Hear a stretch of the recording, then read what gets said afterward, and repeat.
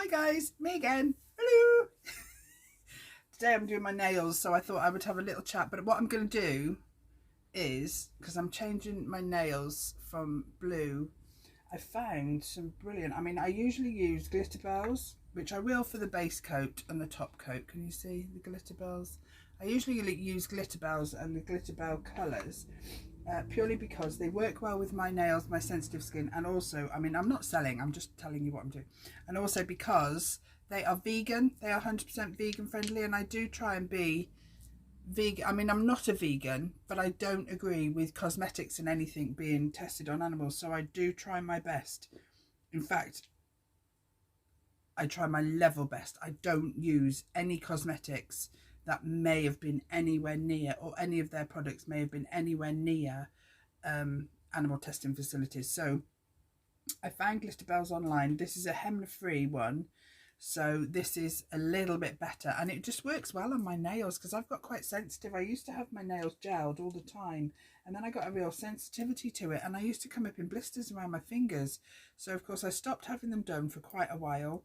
All my nails broke because these are my natural nails, but I have cut them all down. You can see this one's chipped right off, and I've been picking it. And the worst thing to do is don't pick nail varnish off your nails. I say it to myself all the time, and I end up doing it. So it is change nail day today, and because the Glitterbels can be quite expensive, so I was having a look online the other day for some alternatives of vegan nail varnish, and I found, or gel polish, because I use gels because I've got my own little UV, because that's another thing I've done. Well, over these last sort of 13 years where I've been going through my pain and figuring out me and what I'm going to do, I have trained in, or I did, God, 15 years ago, I started training as a nail tech just as I had my first operation. So just before my first operation, when the pain was really bad and I needed something to take my mind off the pain, and also I needed something to do. I needed a purpose. So what can I do sitting down that doesn't overexert me, that's not physical? So, and I love girly things, so I trained in nails, and I did an online course, passed all that, but this is, I'm talking years ago now, and I haven't done it. I've never done it professionally. I've only done it for my own benefit and for friends and family. I used to do their nails when I lived up north, but again, more will come. So I found these Model Ones gel nail polish, which are vegan. So I thought I'm going to give these a go today, and these are autumnal colours. And I don't usually do autumnal colours, or the beige, the brown, the nude. I usually do pink, sparkle, blue, green, purple, vibrant, in your face colour. So I thought, do you know what? With all this new me and everything coming up to 50, I'm going to try it. So I bought these online. I had a little look at them last night when they arrived, and they are super, I don't know if you can see that, super natural nude. But I'm going to add a little bit of sparkle. I'm going to add a few gems because that's just me. So what I'm going to do is, I won't talk all the way through it. I'm going to practice doing some editing. So I'm going to speed things up. I'm just going to have you on in the background, and then I'm going to try and whiz through things. We'll see how it goes. But I'm not sure yet which colour is my favourite of these. Why do they give you so much packaging? So that, I don't agree with that either. This is plastic packaging in a vegan nail varnish. So you've got a cardboard box. Great, I can recycle that. I haven't looked further into this to see if I can actually, is this recycled plastic or recyclable plastic? I don't like packaging. I don't like wasting packaging. Packaging is my nemesis. So they've put them all in these little, in this pack. I like packaging. Unless it can be recycled, but I will look into that. So we've got some beautiful colours here. Naturals, nudes, browns, creamy, like a caramelly colour. I'm going to try it and see if I suit it. I may not. I know that everybody is used to seeing me in vibrant, bright, in-your-face colours, because that's what I like. I'm not a shrinking violet, as you'll get to know. I'm still full of cold, and also because doing my nails, or doing them myself, is a big job for me. So I literally position myself on my sofa, and because I'm going to be a while, this is going to take me a few hours. Although you won't be with me a few hours, I will condense it all down, I promise. I'm going to try. I'm armed with my flask of coffee because I won't be able to get up and down all the time to change my coffee or make myself a cup of tea or what have you. So I'm going to do that. I'm going to keep you with me, and then I'm going to probably not talk because I'll whiz through a lot of stuff, and then I'll come back to you at the end of the video and just show you the end result. So this is the beginning. So I've got blue chipped. I've just started to file off the one here. So they are growing back. They were really long and I've cut them right off. So I shall just get on and file the top layer off. And also I've got no foil. I use acetone, obviously, to soak my nails off. And I don't spend money on buying the you know, those little foil things with the little lint-free pads. I just use normal kitchen foil and recycle it as many million times as I can. And this is the only piece that I must have been able to save from last time doing it. And I've got no foil, so that's going to be fun. It might take a bit longer to soak them all off. And plus I've got gems on here. In fact, I'm conscious I'm talking. I won't talk now because I'm going to whiz through all this, but you don't want to see me. The whole steps of what I do to take my nails off. Plus I'll get fidgety in a minute and I'll have to move position.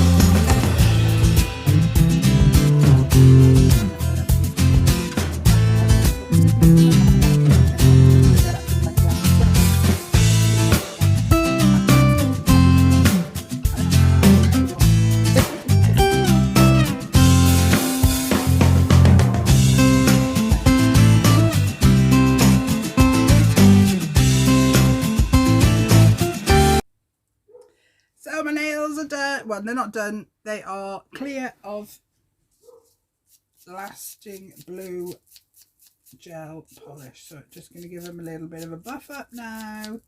And then I'm going to start with my base coats and what have you. So yeah, I am so pleased. I'm so pleased that I thought to look in my old nail supplies little box. Thing is, I've got so many different nail gizmos and gadgets in my boxes and things from years gone by where they, you know, that's all I've been able to do. So hopefully now it's just a choice of which colours. I've no idea. I don't know if you can see these colours. So of course I've been at this now about an hour and a half, and my back is killing me. You'll hear me say a lot of that. My back is killing me. I do have some good stuff here, just in case. I'm trying not to guzzle that as much as I am because my medication now is starting to affect my liver. But we will go into that in a different video. So I've got, I don't know if you can see, like the brown and then a latte, or a brown, a cappuccino and a latte colour, natural. And then this is a pink, a beige and a cream. So they are autumnal colours. So I haven't decided which one I'm going to put on yet.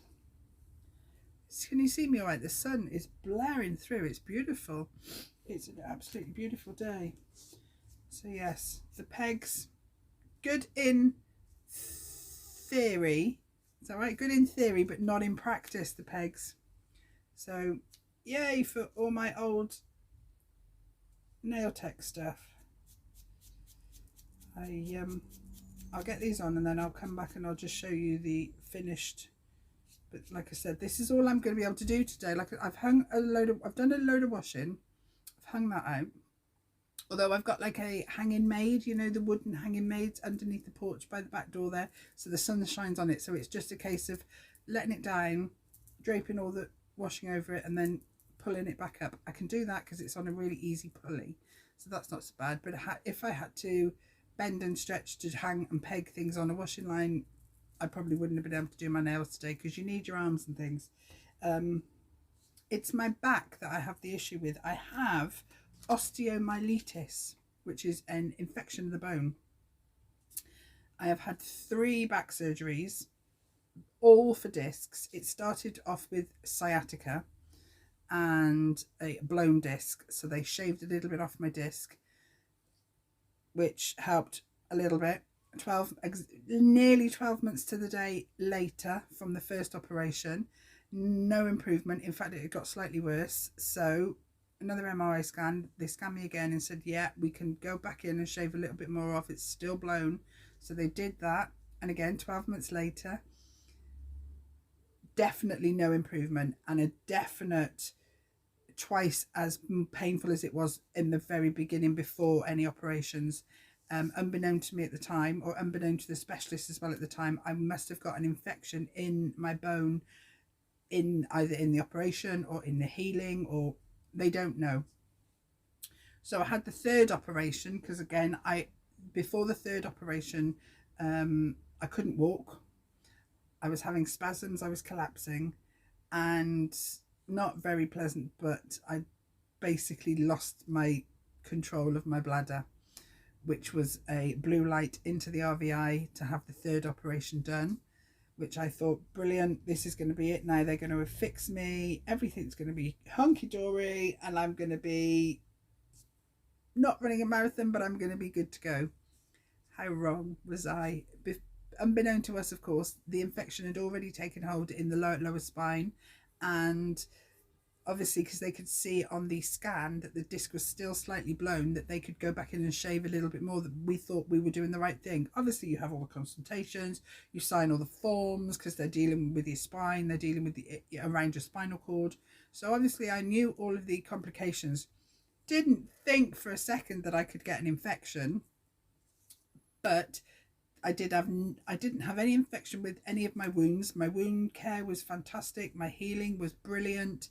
The scar, now they've been back into the same scar 3 times. It is healed. It's just a little line. You know, it's beautiful. I didn't have any issues with having an infection in the scar, which may have then led to the infection creeping into the spine. The only way it could have got in, excuse me, my throat is so sore. The only way it could have got in is on the operating table.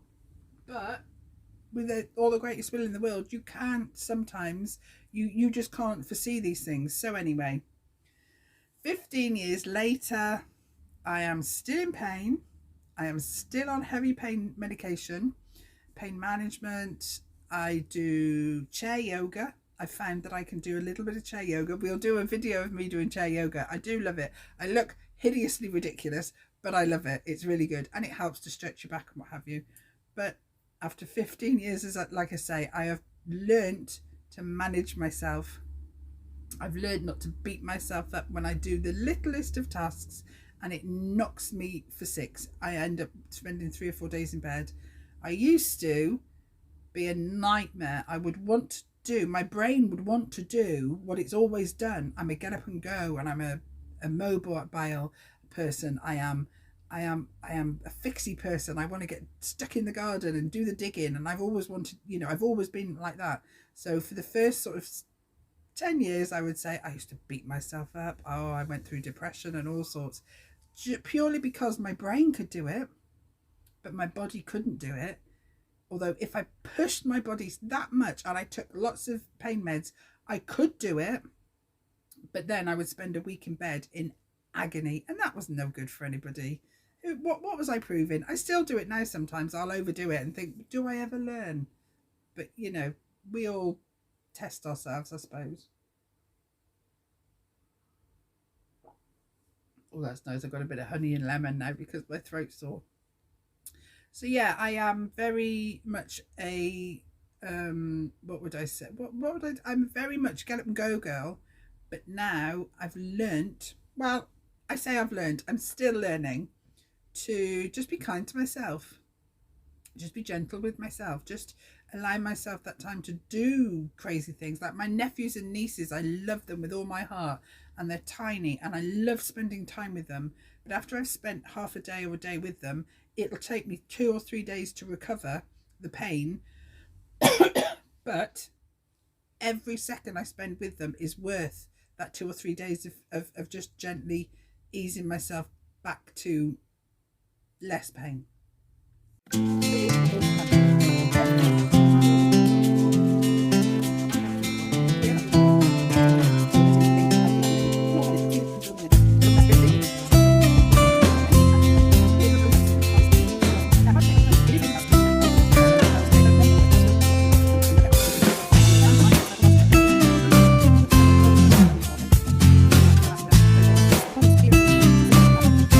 Winner, because when you put your hands, or especially me, when I put my hands under the UV gel, if I use a how do I say this without sounding snobbish, if I use an inferior quality or a cheap, like a really, you know, like I don't know, where would you get them from, like Amazon, like a cheap gel nail, I would have a reaction. So I'm pretty sure now that I've used this once. I usually would feel it straight away, and I didn't. And there was a pack of, there were 6 in this pack of nude autumnal colours. So yeah, I am pretty impressed.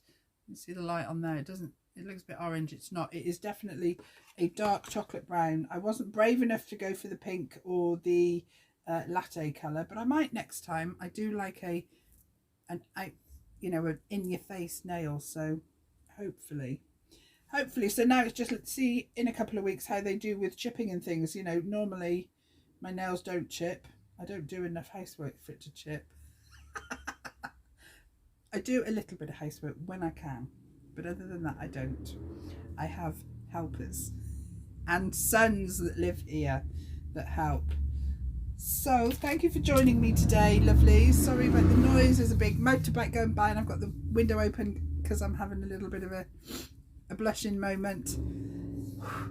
These tropical moments are coming thick and fast at the moment, so I'm coping. Thank you so much. I will love you and leave you. God bless, and I'll see you next time when we'll have another chat about something else that's happened in my life.